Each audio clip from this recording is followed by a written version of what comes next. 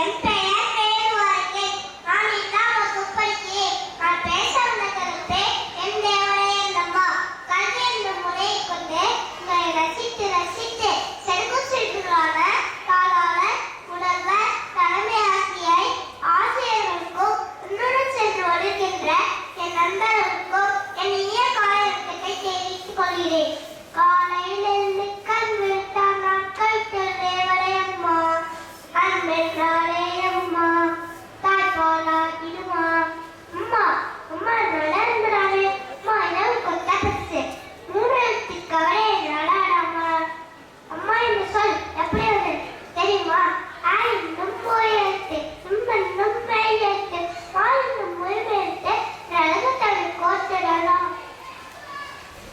ஈழப்பொருளின் பெரிநோக்கும் தன்மகளை சான்றோரின் கேட்டாய் அமைப்பினவும் முன்னணியே தாயும் சிந்தரும் கோவிலும் இல்லை உயரெல்லாம் தாயின் பெருமையினு கூறுகின்றனர்.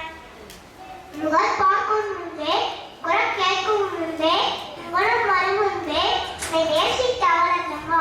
ஈரடி வாழங்கள் தன்னை கருவில் சுமந்து பெற்றெடுத்து தன் அட்டத்தை பாலாக்கி கண்களை விளக்காக்கி கைகளை குத்தியாக்கி வளர்த்த அவளம்மா. வளர்ச்சி கண் வருபவள் உணவு ஊட்டி தாளாக்கி தூங்க வைப்பவள் அண்ணம்மா. பேச்ச கற்றண்டவள் கைப்பிடித்து நடக்கப்படையவள் அண்ணம்மா. அவள் தவறு செய்வோடு கண்டிப்பால் நோய் வந்தால் கண்வெடுத்து கவனிப்பாள் அண்ணம்மா. பள்ளிக்கூடம் போகும் சொல்லி பார்த்து மகிழ்வாள்.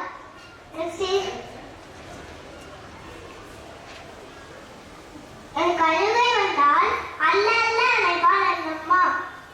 எனக்கு சிரிப்பு வரும்போது ரசித்து காண்பாள் அண்ணம்மா. தனக்காக வராமல் தன் கொள்ளைக்காக வாழ்பவள் தான் அம்மா. அண்டை இல்லம் கோவில் அவளை என்ற சொத்து, அண்டை இல்லம் கோவில் அவளை என்ற சொத்து. பேசியும் புரியாத உறவுக்கு மத்தியில் பேசாமல் புரிந்து கொள்ளும் உறவம்மா. கேட்கும் குறுக்கான ரேவுக்கு மத்தியில் கேட்க